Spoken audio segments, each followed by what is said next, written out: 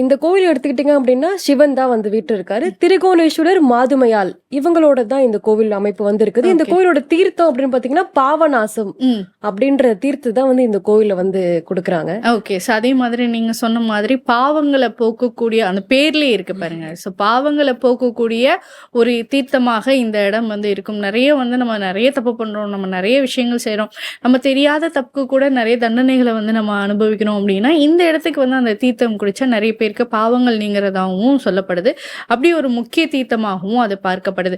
அதுலயும் குறிப்பா நீங்க சொல்லியிருந்தீங்க இல்லையா அந்த ராவணம் வெட்டு. ஸோ அங்க என்ன அப்படின்னு பாத்தீங்கன்னா அந்த கல் இடுக்கு இருக்கு இல்லையா, அந்த பாறைகளுக்கு நடுவுல அந்த இடுக்குல வந்து ஒரு கல்லை வந்து தூக்கி போடுவாங்களாம். அந்த கல்லை வந்து நீங்க தூக்கி போடும்போது 2 பாறைகளுக்கு மேலேயும் படாம டைரக்டா வந்து அந்த கல் வந்து கீழே கடலுக்குள்ள விழுந்துச்சு அப்படின்னா நீங்க நினைச்சது வந்து நடக்குமா.